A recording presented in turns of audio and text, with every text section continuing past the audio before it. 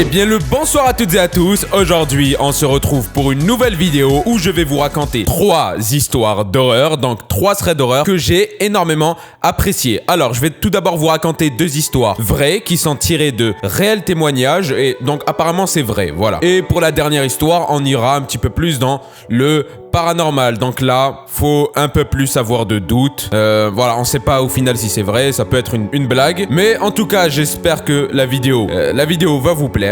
Si c'est le cas, n'hésitez pas à vous abonner et à liker la vidéo, c'est très important et ça me fait super plaisir et on est bientôt à 1000 abonnés. J'ai qu'une chose à dire, merci. Et voilà, j'ai tout dit, place donc à la première histoire, allez.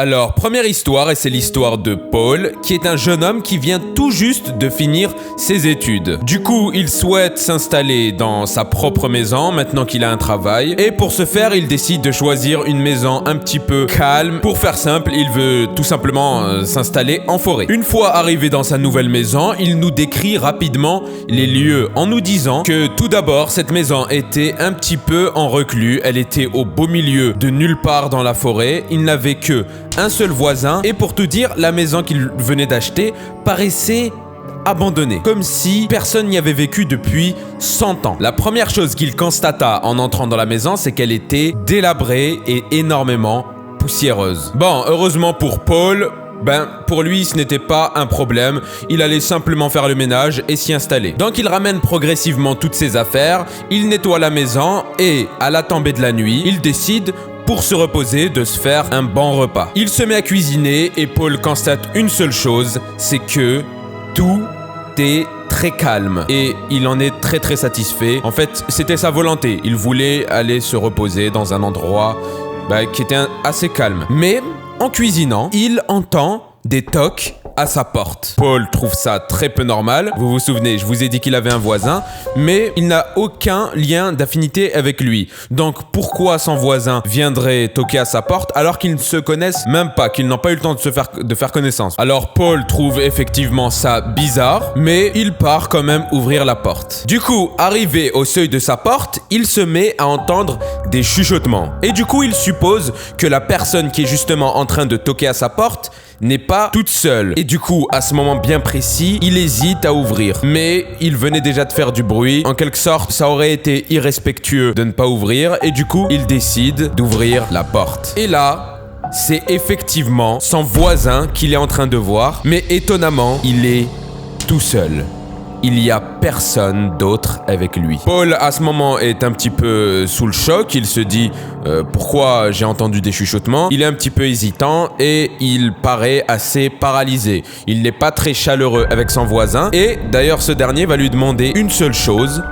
Il va lui dire « Éteins les lumières ». À ce moment, Paul est dans la totale incompréhension et lui demande pourquoi c'est pas grave que je garde mes lumières allumées. Et son voisin le regarde d'un air stoïque. Il ne fait rien et il s'en va. Paul trouve ça très bizarre et il se met un petit peu à avoir la boule au ventre. Il commence à s'inquiéter. Il se dit si justement ce voisin n'est pas un petit peu dangereux. Et du coup, la seule chose qu'il fait, c'est de l'écouter.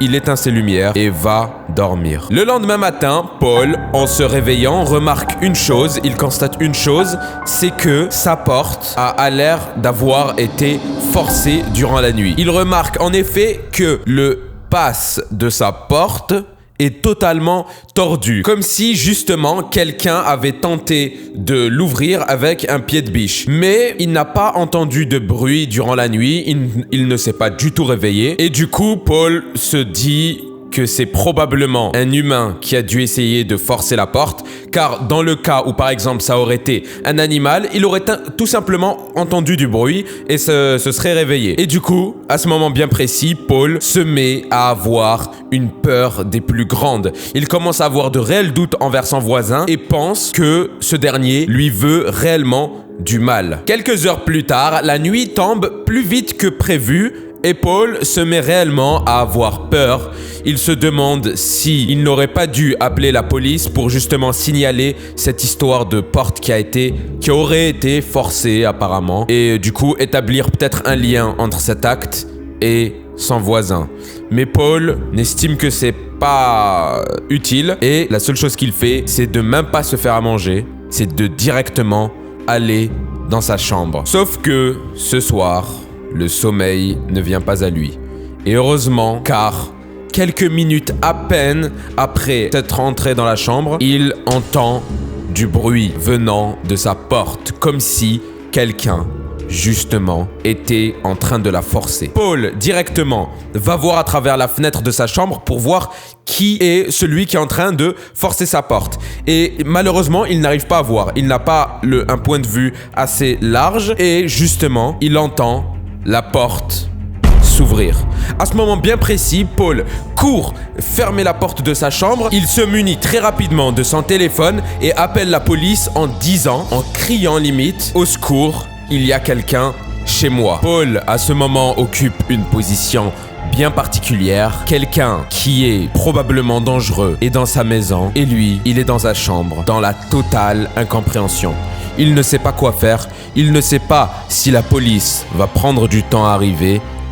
Il a peur et nous raconte même qu'il était à 2 doigts de s'évanouir. Sauf que, au bout d'un moment, Paul n'entend plus du tout de bruit. Comme si la personne, était partie, tout simplement. Paul, à ce moment, se demande réellement si la personne est encore là ou, au contraire, si ce n'est pas un piège pour que Paul sorte de sa chambre. Mais Paul, au bout de quelques minutes, se met à sentir une odeur de brûler, une odeur très forte. Paul, à ce moment, panique et décide de sortir par la fenêtre. Il se fait très mal et il s'est même, malheureusement, cassé une jambe. Mais, en sortant, il remarque que sa maison était en train de prendre feu. La personne qui venait d'entrer dans sa maison avait ramené avec elle un bidon d'essence et avait brûlé l'entièreté de la maison de Paul. À ce moment précis, la police arrive et essaye en vain de retrouver cette personne. Il soupçonne le voisin, sauf que il n'y a aucune preuve. Et malheureusement, cette affaire est restée sans fin.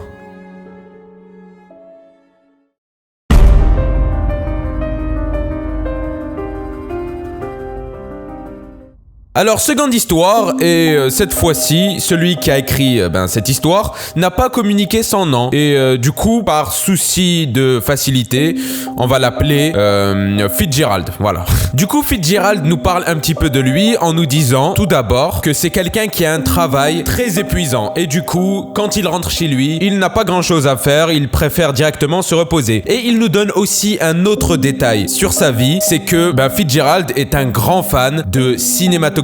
Et du coup, chaque soir, tous les jours, en rentrant chez lui, il regarde un petit film pour se détendre et ensuite, par la suite, aller se coucher. Et un beau soir, comme tous les autres, il décide de se regarder un film. Il s'allonge sur son canapé en rentrant du travail et cette fois-ci, il a décidé de voir un film d'horreur. J'ai aussi oublié de donner un autre détail de la vie de Fitzgerald. C'est que il vit tout seul, du coup, voilà. C'est important pour la suite. Du coup, Fitzgerald, au bout d'1 heure de visionnage de son film, il se met à entendre des bruits en dehors de sa maison. Sauf que, étant donné qu'il regarde un film d'horreur, il se dit probablement qu'il doit se faire des idées et du coup, il y prête pas grande attention. Mais les bruits qu'il va entendre sont très répétés. Et du coup, il décide d'éteindre sa télé juste pour voir est-ce qu'il délire pas, il se fait pas des idées. Et quand il éteint sa télé, il se met à entendre des bruits de pas. Donc il y a réellement quelqu'un qui tourne autour de sa maison. Fitzgerald à ce moment panique un petit peu, mais il se dit que ça doit probablement être quelqu'un qui est un petit peu perdu ou qui est juste un passant. Sauf que la personne qui est en dehors de sa maison a l'air de faire des tours et n'a pas vraiment l'air de se diriger quelque part. C'est comme s'il cherchait un endroit pour rentrer dans la maison. À ce moment, Fitzgerald court directement vers sa porte pour vérifier si celle-ci est bel et bien fermée. Arrivé au seuil de sa porte, Fitzgerald, par curiosité, décide de regarder par l'œillère. Et là, il voit un homme qui ne bouge pas et qui essaye d'entendre ce qui se passe à l'intérieur de la maison. Sauf que le problème, et c'est là que Fitzgerald va totalement avoir peur et va être pétrifié, c'est que les bruits de pas continuent. Donc, il y a probablement plusieurs personnes en dehors de la maison de Fitzgerald. Et à ce même moment, Fitzgerald entend derrière lui des chuchotements dire « Laisse tomber, je crois qu'il y a quelqu'un dans la maison. » Et à ce moment-là, les bruits s'arrêtent totalement et il n'y a plus personne qui tourne autour de la maison de Fitzgerald. À ce moment, il est rassuré, sauf que il y a toujours cette petite pensée qui dit « Qu'est-ce qui se serait passé si Fitzgerald n'était pas dans sa maison ce soir-là ?»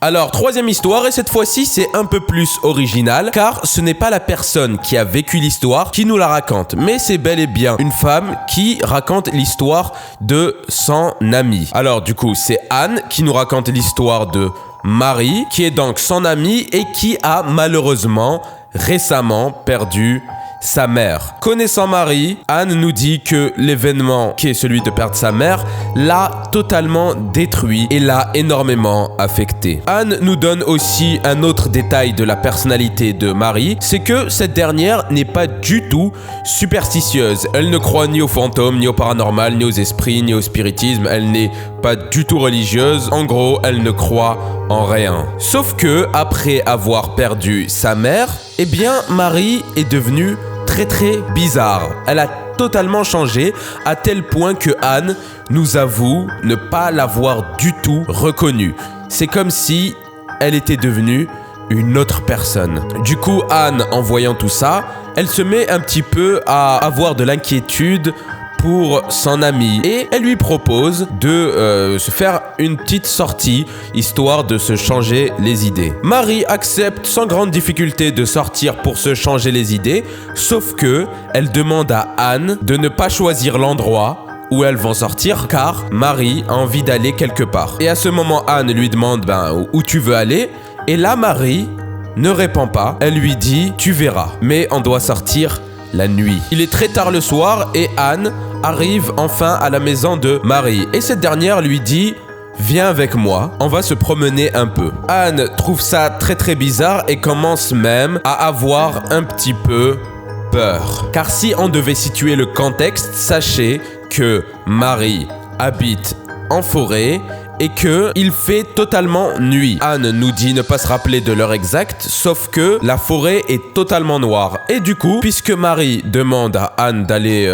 se promener, eh bien, le contexte fait un petit peu peur. Une forêt noire, de jeunes femmes toutes seules, eh bien, ça fait peur, oui. Et au bout de quelques minutes de balade dans la forêt, Anne se met à se sentir très mal à l'aise.